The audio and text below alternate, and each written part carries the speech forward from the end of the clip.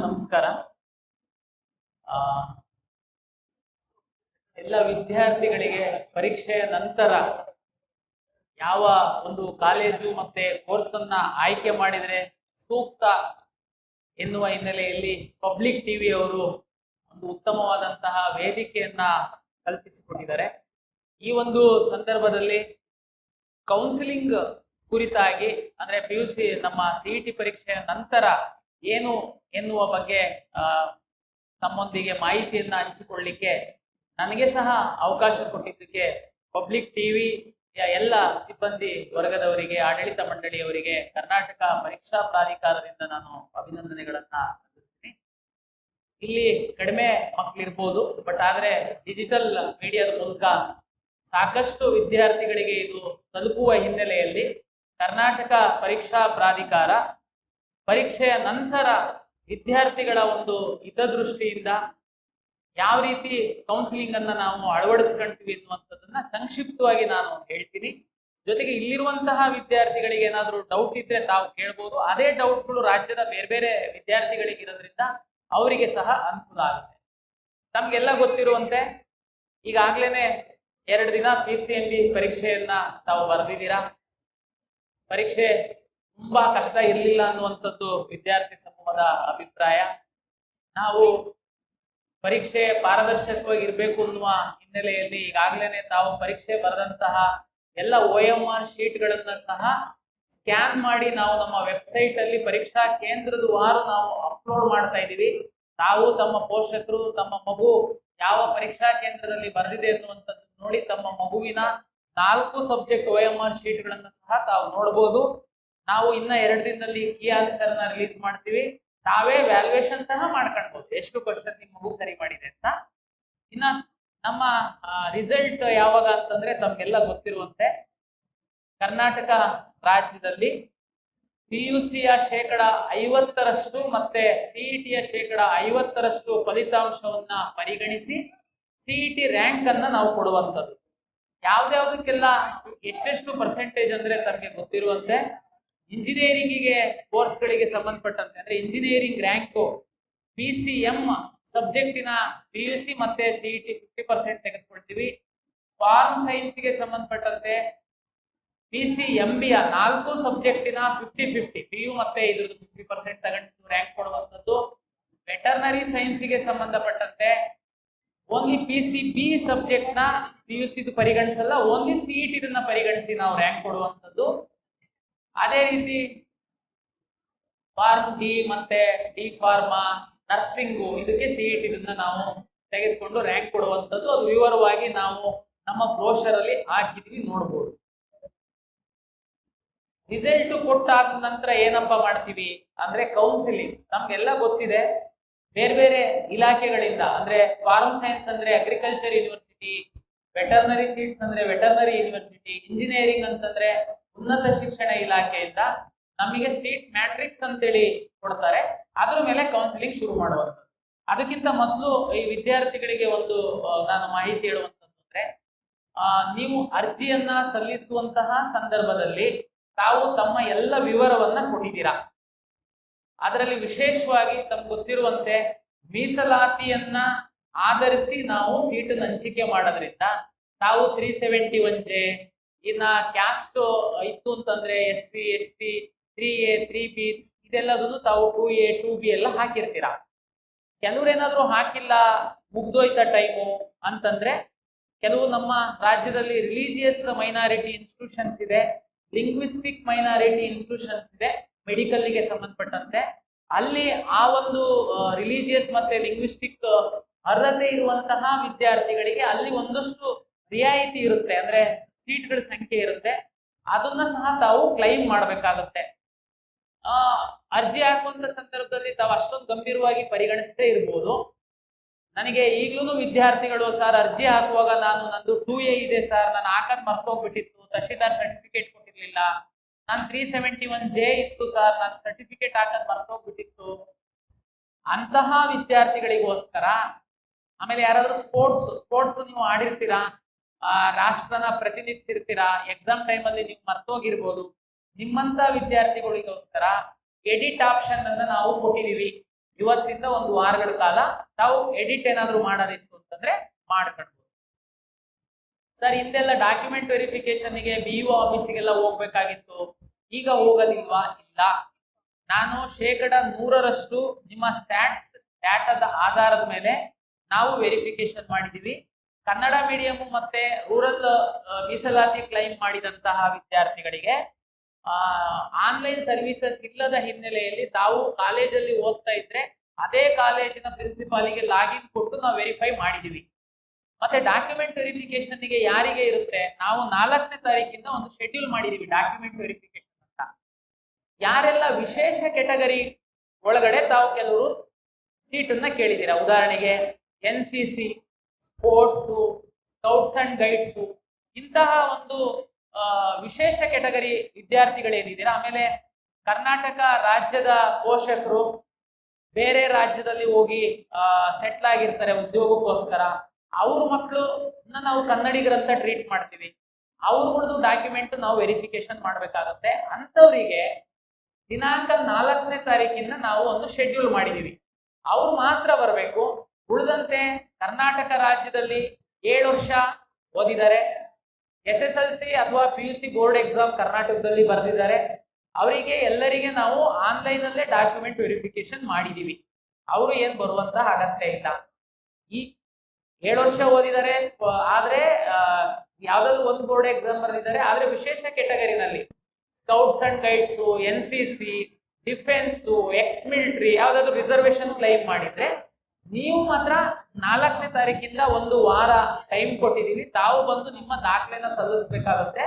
Sports ಅಂತಂದ್ರೆ ನಾವು sports ಇಲಾಖೆಯವರು ಬಂದು ನಿಮಗೆ ವೆರಿಫಿಕೇಶನ್ ಮಾಡ್ತಾರೆ. ಎಕ್ಸ್ ಮಿಲಿಟರಿ ಅಥವಾ ಸರ್ವಿಸ್ ಅಲ್ಲಿ ಇರುವಂತಹ ಮಿಲಿಟರಿ ಅವರು ಅಂತಂದ್ರೆ ನಿಮ್ಮ ಪ್ರಮಾಣ ಪತ್ರಗಳನ್ನ ಸಂಬಂಧಪಟ್ಟಂತಹ ಇಲಾಖೆಯವರು ಪರಿಶೀಲನೆ ಮಾಡ್ತಾರೆ. ಇಷ್ಟು ಆದ್ರೆ ನೀವು ನಮ್ಮ ರಿಸಲ್ಟ್ ಬರೋದ್ರೊಳಗಡೆ ಇಷ್ಟು ಪ್ರಕ್ರಿಯೆನ ಈ ವರ್ಗದವರು ಮುಗಿಸ್ಕೊಂಡ್ರೆ ನೀವು ಕೌನ್ಸಿಲಿಂಗಿಗೆ ರೆಡಿ ಅಂತ. ನಾವು ರಿಸಲ್ಟ್ ಬಿಡ್ತಿದ್ದಂಗೆನೆ, ನಾವು ಸೀಟ್ ಮ್ಯಾಟ್ರಿಕ್ಸ್ ಹಾಕ್ತಿದ್ದಂಗೆನೆ ನೀವು ಕೌನ್ಸಿಲಿಂಗಿಗೆ ರೆಡಿ ಇರ್ತೀರಾ. ಕೌನ್ಸಿಲಿಂಗ್ ತಮ್ಗೆಲ್ಲ ಗೊತ್ತಿರುವಂತೆ ತಾವೀಗೇನು ಲಾಗಿನ್ ಪಾಸ್ವರ್ಡ್ ಇದೆ ಅದರಲ್ಲೇನೆ ಲಾಗಿನ್ ಪಾಸ್ವರ್ಡ್ ಆಗುವಂಥದ್ದು OTP ಬರುತ್ತೆ. ಒಂದ್ಸರಿ ನಾವು ರಿಸಲ್ಟ್ ಪಬ್ಲಿಷ್ ಮಾಡಿದ್ಮೇಲೆ, ಈಗ ಉದಾಹರಣೆಗೆ PCMB 4 ಸಬ್ಜೆಕ್ಟ್ ಅನ್ನ ವಿದ್ಯಾರ್ಥಿ ಪರೀಕ್ಷೆಯನ್ನ ಬರೆದಿದ್ದಾನೆ, ಅವನಿಗೆ PCMB ಕೆಲವ್ರು ಏನ್ ಮಾಡ್ತಾರೆ, ನಮ್ಗೆ ಬಯಾಲಜಿ ಬರ್ದಿರಲ್ಲ, PCMC PCM ಮಾತ್ರ ಬರ್ದಿರ್ತಾರೆ, ಅವರಿಗೆ ಇಂಜಿನಿಯರಿಂಗ್ ರ್ಯಾಂಕ್ ಮಾತ್ರ ಬರುತ್ತೆ. ಉದಾಹರಣೆಗೆ PCMB ಬರ್ದಿದ್ದಾರೆ ಅಂತಂದ್ರೆ ಅವನಿಗೆ ಇಂಜಿನಿಯರಿಂಗ್ ರ್ಯಾಂಕು ಕೊಡ್ತೀವಿ, ವೆಟರ್ನರಿ ರ್ಯಾಂಕು PCB ಮೇಲೆ ಕೊಡ್ತೀವಿ, ನರ್ಸಿಂಗ್ ರ್ಯಾಂಕ್ ಕೊಡ್ತೀವಿ, ಅಗ್ರಿಕಲ್ಚರ್ ರ್ಯಾಂಕ್ ಕೊಡ್ತೀವಿ, ವೆಟರ್ನರಿ ರ್ಯಾಂಕ್, ಈ ತರ. ಅಂದ್ರೆ ಒಂದು ವಿದ್ಯಾರ್ಥಿಗೆ ಅಷ್ಟು ಕೋರ್ಸ್ಗಳಲ್ಲಿ ರ್ಯಾಂಕ್ ಕೊಟ್ಟಿರ್ತೀವಿ ನಾವು. ನೆಕ್ಸ್ಟ್ ನೀವು ಕೌನ್ಸಿಲಿಂಗ್ ನಾವು ಶುರುವಾದಾಗ ವಿದ್ಯಾರ್ಥಿ ಲಾಗಿನ್ ಆದ್ರೆ, ನೀವು ಲಾಗಿನ್ ಆಗ್ತಿದ್ದಂಗೆನೆ ನೀವು ಎಷ್ಟು ರ್ಯಾಂಕ್ ಅನ್ನ ಪಡೆದಿರ್ತೀರಾ ಅಷ್ಟು ರ್ಯಾಂಕ್ಗಳು ನಿಮ್ಮ ಲಾಗಿನ್ ನಲ್ಲಿ ಡಿಸ್ಪ್ಲೇ ಆಗುತ್ತೆ. ಅಂದ್ರೆ ಅಷ್ಟಕ್ಕೂ ತಾವು ಆಪ್ಷನ್ ಎಂಟ್ರಿ ಮಾಡಬಹುದು ಅಂತ ಅದ್ರದ್ದು ಅರ್ಥ. ಓಕೆ, ಆಪ್ಷನ್ ಎಂಟ್ರಿ ನಾವು ಕೌನ್ಸಿಲಿಂಗ್ ಬಂದಾಗ ಕರ್ನಾಟಕ ರಾಜ್ಯದಲ್ಲಿ ಎಷ್ಟು ಸೀಟ್ ಸಿಗುತ್ತೆ? ತುಂಬಾ ಇಂಜಿನಿಯರಿಂಗ್ ಕಾಲೇಜಲ್ಲಿ ಈಗಾಗ್ಲೇನೆ ಫೋನ್ ಮಾಡ್ತಾ ಇದ್ದಾರೆ ನಮಗೆ ಅಡ್ಮಿಷನ್ ತಗೊಳ್ಳಿ ಅಂತೇಳಿ. ನನ್ನ ವಿನಂತಿ ಇಷ್ಟೇ, ಪಬ್ಲಿಕ್ ಟಿವಿ ಅವರು ಕಾನ್ಕ್ಲೇವ್ ಅರೇಂಜ್ ಮಾಡಿದ್ದಾರೆ, ಸಾಕಷ್ಟು ಕಾಲೇಜ್ ಅವರು ಇಲ್ಲಿ ಬಂದಿದ್ದಾರೆ, ಅವರವರ ಕಾಲೇಜ್ಗಳ ಬಗ್ಗೆ ಅವರು ನಿಮಗೆ ಮಾಹಿತಿಯನ್ನ ಕೊಡ್ತಾರೆ. ಎಲ್ಲ ಸ್ಟಡಿ ಮಾಡಿ, CET ಎಕ್ಸಾಮೇ ನಾನು ಬರ್ದಿಲ್ಲ, ನಾನು ಮ್ಯಾನೇಜ್ಮೆಂಟ್ ಸೀಟಲ್ಲಿ ಅಡ್ಮಿಷನ್ ಆಗ್ತೀನಿ, ತಾವು ಅಡ್ಮಿಷನ್ ಆಗಿ. CET ಎಕ್ಸಾಮ್ ಬರ್ದಿದ್ದೀನಿ, ನನ್ನ ಮಗುಗೆ ಒಂದು ಒಳ್ಳೆ ರ್ಯಾಂಕ್ ಬರುತ್ತೆ, ಬಟ್ ಆದ್ರೂ ನಾನು ಹೋಗಿ ಅಡ್ಮಿಷನ್ ಆಗ್ಬೇಕಾ, ಇಲ್ಲಿ ವೆಯ್ಟ್ ಮಾಡ್ಬೇಕಾ? ನಾನು ನಿಮಗೆ ಹೇಳುವಂಥದ್ದು ನೋಡಿ, ಇಂಜಿನಿಯರಿಂಗ್ ಕಾಲೇಜಲ್ಲಿ ಕಳೆದ ವರ್ಷ 84,000 ಸೀಟ್ಗಳನ್ನ ಕರ್ನಾಟಕ ಪರೀಕ್ಷಾ ಪ್ರಾಧಿಕಾರ ಹಂಚಿಕೆ ಮಾಡಿದೆ. 84,000 ಸೀಟ್ ಅಂದ್ರೆ ಕಡಿಮೆ ಏನಲ್ಲ. ಯಾವುದೇ ಕರ್ನಾಟಕದ ಪ್ರತಿಷ್ಠಿತ ಕಾಲೇಜ್ ಅಂತಂದ್ರು 40% 45% ಸೀಟುಗಳನ್ನ ರಾಜ್ಯ ಸರ್ಕಾರ ಮತ್ತು ಇಂಜಿನಿಯರಿಂಗ್ ಕಾಲೇಜುಗಳ ಒಕ್ಕೂಟದ ಒಮ್ಮತದ ಅಭಿಪ್ರಾಯದಂತೆ ಸರ್ಕಾರಕ್ಕೆ ಬಿಟ್ಕೊಡ್ತಾರೆ, ಅಂದ್ರೆ ಪ್ರಾಧಿಕಾರಕ್ಕೆ ಬಿಟ್ಕೊಡ್ತಾರೆ. ನೀವು ಯಾವ್ದು ಟಾಪ್ ಕಾಲೇಜ್ ತಗೊಂಡು ನೀವು 100 ಸೀಟ್ ಇದೆ ಅವ್ರ ಹತ್ರ ಅಂತಂದ್ರೆ 45 ಸೀಟ್ಸ್ ನಮಗೆ ಬಿಟ್ಕೊಡ್ತಾರೆ. ಅಲ್ಲಿ ಮೈನಾರಿಟಿ ಮತ್ತೆ ನಾನ್ ಮೈನಾರಿಟಿ ಕಾಲೇಜಸ್ ಬರುತ್ತೆ, 40 to 45 ನಮಗೆ ಬಿಟ್ಕೊಡ್ತಾರೆ. ನಾವು ಆ ಸೀಟ್ಗಳನ್ನ CET ಬರೆದಂತ ಮಕ್ಕಳಿಗೇನೆ ನಾವು ಅಲಾಟ್ ಮಾಡುವಂಥದ್ದು. ನೀವು ಉದಾಹರಣೆಗೆ ಯಾವ್ದಾದ್ರು ಒಂದು ಪ್ರತಿಷ್ಠಿತ ಕಾಲೇಜಲ್ಲಿ ಕಂಪ್ಯೂಟರ್ ಸೈನ್ಸ್ ಹೋಗಿ ಕೇಳಿದ್ರೆ 60 ಲಕ್ಷ 70 ಲಕ್ಷ ಹೇಳ್ತಿರ್ಬೋದು. ಆದ್ರೆ ಅದೇ ಕಾಲೇಜಲ್ಲಿ ಮೆರಿಟೋರಿಯಸ್ ಸ್ಟೂಡೆಂಟ್ಗೆ ಸರ್ಕಾರ ನಿಗದಿಪಡಿಸುವಂತಹ ಶುಲ್ಕಕ್ಕೆ ನಾವು ಸೀಟ್ ಅಲಾಟ್ ಮಾಡ್ತೀವಿ. ಹಾಗಾಗಿ ನಾನು ಹೇಳುವಂಥದ್ದು ಏನು ಅಂದ್ರೆ, ನಿಮಗೆ ಸಿಇಟಿನೇ ಬರ್ದಿಲ್ಲ, ನಿಮ್ಮ ಹತ್ರ ತುಂಬಾ ಹಣ ಇದೆ, ಹೋಗಿ ಅಡ್ಮಿಷನ್ ಆಗಿ. ಸಿಇಟಿ ಬರ್ದಿದ್ದೀರಾ, ಮಗು ಮೇಲೆ ನಿಮಗೆ ನಂಬಿಕೆ ಇದೆ, ದಯಮಾಡಿ ನೀವು ವೆಯ್ಟ್ ಮಾಡಿ. ನೀವು ಸರ್ ಅದು ಸಿಗುತ್ತೋ ಹೇಗೆ, ನಮಗೆ ಹೆಂಗ್ ಗೊತ್ತಾಗ್ಬೇಕು, ಸ್ವಲ್ಪ ಡೌಟ್ ಇದೆ. ನಾನು 100% ನಿಮಗೆ ಸೀಟ್ ಸಿಕ್ಕುತ್ತೆ ಅಂತ ನಾನು ಹೇಳಲ್ಲ, ಬಟ್ ಆದ್ರೆ ನಿಮ್ಮ ಮಗುವಿನ ರ್ಯಾಂಕ್ ಆಧರಿಸಿ ಕಳೆದ ವರ್ಷ 3 ಸುತ್ತುಗಳಲ್ಲಿ ಯಾವುದೋ ಒಂದು ಎಕ್ಸ್ ಕಾಲೇಜಲ್ಲಿ ಎಷ್ಟು ರ್ಯಾಂಕಿಗೆ ನಿಂತಿತ್ತು ಕಂಪ್ಯೂಟರ್ ಸೈನ್ಸ್. ಉದಾಹರಣೆಗೆ ನೀವು 3B ಇದ್ದೀರಾ, 3B ಮಗುಗೆ ಅಥವಾ 3B ಮಗಳಿದ್ದಾಳೆ, ಅವಳಿಗೆ ಯಾವುದೋ ಒಂದು ಟಾಪ್ ಕಾಲೇಜಲ್ಲಿ ಎಷ್ಟಕ್ಕೆ ಕಟ್ ಆಫ್ ಆಗಿತ್ತು, first round, second round, third round, ತಾವು ನಮ್ಮ ವೆಬ್ಸೈಟ್ ಅಲ್ಲಿ ನೋಡಬಹುದು. ನೀವು ಗಡಿಬಿಡಿ ಮಾಡಬೇಡಿ, ಸ್ವಲ್ಪ ಸಮಾಧಾನ. ನಮ್ಮಲ್ಲಿ ವೆಬ್ಸೈಟ್ ಓಪನ್ ಮಾಡಿದ್ರೆ ತಮ್ಮೊಂದು ಚಾಟ್ ಬಾಟ್ ಸಹ ಇದೆ, ತಾವಲ್ಲಿ ಪ್ರಶ್ನೆ ಕೇಳಿದ್ರೆ ಸಹ ಅದು ಆನ್ಸರ್ ಮಾಡುತ್ತೆ. ಯಾವ ಕಾಲೇಜು, ಯಾವ ರೌಂಡ್ ಅಲ್ಲಿ, ಏನ್ ಬೇಕಾದ್ರೂ ಪ್ರಶ್ನೆ ಕೇಳಿ, ನಿಮಗೊಂದು ಐಡಿಯಾ ಬರುತ್ತೆ. ಅದ್ರ ಮೇಲೆ ತಾವು ತೀರ್ಮಾನ ಮಾಡಬಹುದು. ಕಾಲೇಜ್ ಬಗ್ಗೆ ಹೇಗೆ ತಿಳ್ಕೊಳ್ಳೋದು? ಓಕೆ, ಇಂಥ ಕಡೆ ವಿಸಿಟ್ ಮಾಡಿದ್ದೀರಾ, ಜೊತೆ ಕಾಲೇಜ್ ವೆಬ್ಸೈಟ್ ನೋಡಿ, ಜೊತೆಗೆ ಕರ್ನಾಟಕ ಪರೀಕ್ಷಾ ಪ್ರಾಧಿಕಾರದ ವೆಬ್ಸೈಟ್ ಅಲ್ಲಿ ಸಹ ನೀವು ಕಾಲೇಜ್ಗಳ ಮಾಹಿತಿ ಇದೆ, ನೋಡ್ಬೋದು. ಇದು ಇಂಜಿನಿಯರಿಂಗ್ ಕಾಲೇಜಿಗೆ ಸಂಬಂಧಪಟ್ಟಂತೆ ಹೇಳಿದೆ. ಇಂಜಿನಿಯರಿಂಗ್ ಕಾಲೇಜಲ್ಲಿ 17 ಸರ್ಕಾರಿ ಇಂಜಿನಿಯರಿಂಗ್ ಕಾಲೇಜುಗಳು ಸಹ ಇದೆ. ಆ ಕಾಲೇಜುಗಳ 100% ಸೀಟುಗಳು ಕೆಇಎ ಮೂಲಕ ಅಲಾಟ್ ಆಗುತ್ತೆ. ತುಂಬಾ ಮೆಡಿಕಲ್ ಆಸ್ಪಿರೆಂಟ್ಸ್ ಇದ್ದೀರಾ, 3ನೇ ತಾರೀಕು ನೀಟ್ ಪರೀಕ್ಷೆ ಇದೆ. 2022ಕ್ಕಿಂತ ಪೂರ್ವದಲ್ಲಿ ಮೆಡಿಕಲ್ನ ಮ್ಯಾನೇಜ್ಮೆಂಟ್ ಸೀಟ್ಗಳು ಮೆಡಿಕಲ್ ಕಾಲೇಜ್ ಅವರೇನೆ ಅಡ್ಮಿಷನ್ ಮಾಡ್ತಾ ಇದ್ರು. ನಮ್ಮಲ್ಲೇನಾದ್ರೂ ಸರ್ಕಾರಕ್ಕೆ ಬಿಟ್ಕೊಟ್ಟಂತ ಸೀಟ್ ಅಡ್ಮಿಷನ್ ಆಗಿ ನಮ್ಮ ಎಲ್ಲಾ ಕೌನ್ಸಿಲಿಂಗ್ ಮುಗಿದ ಮೇಲೆ ಯಾರಾದ್ರೂ ಬಿಟ್ಟು ಹೋದ್ರೆ ಅವರೇನೆ ಅಡ್ಮಿಷನ್ ಮಾಡ್ತಾ ಇದ್ರು. ಆದ್ರೆ ಸುಪ್ರೀಂ ಕೋರ್ಟ್ ಮತ್ತು ಕೇಂದ್ರ ಸರ್ಕಾರದ ರಾಜ್ಯ ಸರ್ಕಾರದ ಆದೇಶಗಳ ಹಿನ್ನೆಲೆಯಲ್ಲಿ 100% ಮೆಡಿಕಲ್ ಕಾಲೇಜಿನ ಸೀಟುಗಳು ಕರ್ನಾಟಕ ಪರೀಕ್ಷಾ ಪ್ರಾಧಿಕಾರದ ಮೂಲಕವೇ ಪ್ರವೇಶ ಆಗುವಂತದ್ದು. ದಯಮಾಡಿ, ನಿಮಗೆ ಸಾಕಷ್ಟು ಮಧ್ಯವರ್ತಿಗಳು ವಿದ್ಯಾರ್ಥಿಗಳಿಗೆ, ಪೋಷಕರಿಗೆ ದಿಕ್ಕು ತಪ್ಪಿಸ್ತಾ ಇದ್ದಾರೆ, ಎಚ್ಚರಿಕೆ ವಹಿಸಿ. ಕಳೆದ ವರ್ಷ FIR ಆಗಿದೆ, ಹಿಂದಿನ ವರ್ಷ FIR ಆಗಿದೆ, ತುಂಬಾ ಪೋಷಕರು ಮೋಸ ಹೋಗಿದ್ದಾರೆ. ಸರ್ ಇಲ್ಲ ಸರ್, ನಮ್ಮ ಪರಿಚಯದವ್ರು ಹೇಳಿದ್ದಾರೆ, ಅದು ಕೆಇ ಅವರು ಮಾಡೋದು ಸರ್ಕಾರಿ ಸೀಟು, ಮ್ಯಾನೇಜ್ಮೆಂಟ್ ಸೀಟ್ ಅಂತ ಇರುತ್ತೆ, ಅದನ್ನ ನಾನು ನೇರ ಅಡ್ಮಿಷನ್. ನೀವು ಸೀಟ್ ಶೇರಿಂಗ್ ಹೇಗಿದೆ ಅಂತಂದ್ರೆ, ಸರ್ಕಾರಿ ಮೆಡಿಕಲ್ ಕಾಲೇಜುಗಳಲ್ಲಿ 85% ಸೀಟ್ಗಳು ಕೆಇಎ ಮೂಲಕ ಅಲಾಟ್ ಆಗುತ್ತೆ, 15% ಸೀಟ್ಗಳು ಸೆಂಟ್ರಲ್ ಗವರ್ಮೆಂಟ್ MCC ಮೂಲಕ ಅಲಾಟ್ ಆಗುತ್ತೆ. ಕೌನ್ಸಿಲಿಂಗ್ ಮೂಲಕ ನಿಮ್ಮ ನೀಟ್ ರ್ಯಾಂಕ್ ಆಧರಿಸಿ ಆಗುವಂಥದ್ದು. ಕರ್ನಾಟಕ ಪರೀಕ್ಷಾ ಪ್ರಾಧಿಕಾರದಲ್ಲಿ ಸರ್ಕಾರಿ ಮೆಡಿಕಲ್ ಕಾಲೇಜುಗಳ 85% ಸೀಟ್ ಜೊತೆಗೆ ಖಾಸಗಿ ಮೆಡಿಕಲ್ ಕಾಲೇಜುಗಳ 100% ನಮ್ಮ ಮೂಲಕನೇ ಅಲಾಟ್ ಆಗುತ್ತೆ. ಅದರಲ್ಲಿ ಎಗೈನ್ ನಿಮಗೆ 40% 45% ಅಷ್ಟು ಸೀಟು ಅವರು ಸರ್ಕಾರಕ್ಕೆ ಬಿಟ್ಕೊಡ್ತಾರೆ. ಸರ್ಕಾರಕ್ಕೆ ಬಿಟ್ಕೊಟ್ಟಂತಹ ಸೀಟಿಗೆ ಸರ್ಕಾರ ಫೀಸ್ ನಿಗದಿಪಡಿಸುತ್ತೆ. ಅದಕ್ಕೆ ಮೀಸಲಾತಿ ಅನ್ವಯಿಸಿ ನೀಟ್ ರ್ಯಾಂಕ್ ಆಧರಿಸಿ ನಾವು ಸೀಟ್ ಹಂಚಿಕೆ ಮಾಡ್ತೀವಿ. ಉಳಿದಂತೆ 40% ಸೀಟ್ ಏನ್ ಬರುತ್ತೆ, ಆ 40% ಸೀಟ್ ಅಲ್ಲಿ ಹೈಯರ್ ಫೀಸ್ ಅಂತೇಳಿ, ಕಳೆದ ವರ್ಷ 12 ಲಕ್ಷ ಪ್ಲಸ್ ಸೀಟ್ ಇತ್ತು, ಹೈಯರ್ ಫೀಸ್ ಅಂತೇಳಿ ಅದನ್ನ ಸಹ ಸರ್ಕಾರ ಮತ್ತೆ ಮೆಡಿಕಲ್ ಕಾಲೇಜ್ ಅಸೋಸಿಯೇಷನ್ ಅವರು ಒಮ್ಮತದಿಂದ ನಿಗದಿಪಡಿಸ್ತಾರೆ. ಅದಕ್ಕೆ ಸಹ ಕೆಇಎ ಮೂಲಕನೇ ಸೀಟ್ ಅಲಾಟ್ ಆಗುತ್ತೆ ನಿಮ್ಮ ನೀಟ್ ರ್ಯಾಂಕ್ ಆಧರಿಸಿ. ಉಳಿಯುವಂತಹ 20% ಸೀಟ್ ಏನಿದೆ, 15% ಮೆಡಿಕಲ್ ಸೀಟ್ಗಳು NRI ವಿದ್ಯಾರ್ಥಿಗಳಿಗೆ ಅಂತ ಇಡ್ತಾರೆ, 5% ಸೀಟು ಮ್ಯಾನೇಜ್ಮೆಂಟ್ ಸೀಟ್ ಅಂತ ಇಡ್ತಾರೆ. ಅದಕ್ಕೆ ಫೀಸ್ ಅಷ್ಟೇನೆ ಕಾಲೇಜ್ ಅವರು ಫಿಕ್ಸ್ ಮಾಡಬಹುದು, ಸೀಟ್ ಮಾತ್ರ ಕೆಇಎ ಮೂಲಕನೇ ಅಲಾಟ್ ಆಗುತ್ತೆ. ದಯಮಾಡಿ ಅರ್ಥ ಮಾಡ್ಕೊಳ್ಳಿ. ನಿಮ್ಗೆ ಇಲ್ಲೇನೆ ಮೆಡಿಕಲ್ ಸ್ಟೂಡೆಂಟ್ಸ್ ಪೋಷಕರಿಗೆ ಮಧ್ಯವರ್ತಿಗಳು ಮೋಸ ಮಾಡ್ತಾರೆ. ಯಾರಾದ್ರೂ ನೇರವಾಗಿ ಕಾಲೇಜಿಗೆ ಹೋಗಿ ತಾವು ಕೇಳಿದ್ರೆ ಅವ್ರು ಹೇಳ್ತಾರೆ, ನೋಡ್ರಪ್ಪ ನಮ್ದೇನಿಲ್ಲ, ಈಗ ಎಲ್ಲ ಕೆಇಎ ತಗೊಂಡಿದೆ, ತಾವು ದಯಮಾಡಿ ಕೆಇಎಗೆ ಅಪ್ರೋಚ್ ಆಗಿ. ಆದ್ರೆ ಯಾರಾದ್ರೂ ಮಧ್ಯವರ್ತಿಗಳಿಗೆ ಹೋಗಿ ಕೇಳಿದ್ರೆ, ನನಗೆ ಎಲ್ಲ ಸೆಟ್ಟಿಂಗ್ಸ್ ಇದೆ, ಕಾಲೇಜವ್ರು ನಮಗೆ ಪರಿಚಯ ಇದ್ದಾರೆ, ಇಷ್ಟು ದುಡ್ಡು ಕೊಟ್ಬಿಡಿ ನಾನು ಮಾಡಿಸ್ತೀನಿ. ಆಗಲ್ಲ. ಉದಾಹರಣೆಗೆ ನಿಮ್ಮ ಹತ್ರ ಸಾಕಷ್ಟು ದುಡ್ಡಿದೆ, ನನಗೆ ಕೆಇಎ ಮುಖಾಂತರನೇ ನಾನು ಬರ್ತೀನಿ, ನಾನು ಹೋಗಿ ಕಾಲೇಜಿಗೆ ಮಾತಾಡ್ಕೊಂಡು ಬಂದಿದ್ದೀನಿ, ನೀನು ಜಸ್ಟ್ ಕೆಇಎಗೆ ಅರ್ಜಿ ಹಾಕು, ನಾನು ನಿಮಗೆ ಸೀಟ್ ಕೊಡ್ತೀನಿ ಅಂತ ಕಾಲೇಜ್ ಅವ್ರು ಹೇಳಿದ್ದಾರೆ. ನಂಬೇಡಿ, ಹೇಳ್ತೀನಿ ಹೇಗೆ ಅಂತ. ಉದಾಹರಣೆಗೆ ನಿಮ್ಮ ಕಾಲೇಜ್ ಒಂದು ಆತ್ಮೀಯತೆ ಇದೆ ಅಂತ ನೀವು ಮ್ಯಾನೇಜ್ಮೆಂಟ್ ಸೀಟ್ ಅನ್ನ ತಾವು ಮಾತಾಡಿಕೊಂಡು ಬಂದಿದ್ದೀರಾ, ನೀವು ಆ ಕಾಲೇಜಿನ ಆಪ್ಷನ್ ಎಂಟ್ರಿ ಮಾಡ್ತೀರಾ. ನಿಮ್ಮ ಮಗುದು 10 ಲಕ್ಷ ರ್ಯಾಂಕ್ ಇದೆ, ಆ ಕಾಲೇಜಲ್ಲಿ 2 ಮ್ಯಾನೇಜ್ಮೆಂಟ್ ಸೀಟ್ ಇದೆ. ಒಂದ್ ವೇಳೆ 6 ಲಕ್ಷ 7 ಲಕ್ಷ ರ್ಯಾಂಕ್ ಇರುವಂತಹ ನೀಟ್ ರ್ಯಾಂಕ್ ಇರುವಂತಹ ವಿದ್ಯಾರ್ಥಿ ಅದೇ ಕಾಲೇಜಿನ ಮ್ಯಾನೇಜ್ಮೆಂಟ್ ಸೀಟ್ ಹಾಕಿದ್ರೆ ನಿಮ್ಮ ಮಗುಗೆ ಸಿಗಲ್ಲ, 6 ಲಕ್ಷ 7 ಲಕ್ಷ ಇರೋ ಮಗುಗೆನೆ ಸಿಗುವಂಥದ್ದು. ಇಲ್ಲಿ ಯಾವುದು ಸಹ ಬ್ಯಾಕ್ ಡೋರ್ ಎಂಟ್ರಿ ಮೆಡಿಕಲ್ ಅಲ್ಲಿ ಇಲ್ಲ. 100% ಪಾರದರ್ಶಕವಾಗಿ ಆನ್ಲೈನ್ ಮೂಲಕ ಆಗುತ್ತೆ. ಎಂಟೈರು ನೀವು ನೋಡ್ಬೋದು. ಆಮೇಲೆ ಸರ್ ಇದು ಹೇಗೆ ಗೊತ್ತಾಗುತ್ತೆ, ಲಾಸ್ಟ್ ಇಯರ್ ಎಷ್ಟು ಸೇಮ್ ನಾನು ಇಂಜಿನಿಯರಿಂಗ್ ಹೇಳಿದಂಗೆ ನಮ್ಮ ವೆಬ್ಸೈಟ್ ಅಲ್ಲಿ ಇಡೀ ಕಾಲೇಜ್ ವಾರು ಲಿಸ್ಟನ್ನೇ ಹಾಕಿದೀವಿ ನಾವು. ವಿದ್ಯಾರ್ಥಿ ರಿಜಿಸ್ಟರ್ ನಂಬರು, ವಿದ್ಯಾರ್ಥಿ ನೇಮು, ಅವನು ಏನು ನೀಟ್ ರ್ಯಾಂಕ್ ಇತ್ತು, ಯಾವ ಸೀಟ್ ಅವನಿಗೆ ಸಿಕ್ಕಿದೆ ಅಂತ ಹಾಕಿ. ಹಾಗಾಗಿ ನೀವು ಅತ್ಯಂತ ಪಾರದರ್ಶಕವಾಗಿದೆ. ನಿಮ್ಮ ಮಗು ಸಿಇಟಿ ರ್ಯಾಂಕ್ ಎಕ್ಸಾಮ್ ಬರೆದಿತ್ತು ಅಂತಂದ್ರೆ ಸಿಇಟಿ ರ್ಯಾಂಕ್ ಆಧರಿಸಿ engineering, pharma D pharma, B pharma, ಕೃಷಿ ವಿಜ್ಞಾನಗಳೇನ್ ಬರುತ್ತೆ, agriculture, sericulture, veterinary science, nursing seat allot ಆದ್ರೆ ನೀಟ್ ರ್ಯಾಂಕ್ ಆಧರಿಸಿ AYUSH, dental, medical seat allot ಆಗುತ್ತೆ. ಆಯುಷ್, ಡೆಂಟಲ್, ಮೆಡಿಕಲ್ ಅಲ್ಲಿ ನೀಟ್ ರ್ಯಾಂಕ್ ಆಧರಿಸಿ 100% ಸೀಟುಗಳನ್ನ ಕರ್ನಾಟಕ ಪರೀಕ್ಷಾ ಪ್ರಾಧಿಕಾರವೇ ಅಲಾಟ್ ಮಾಡುತ್ತೆ.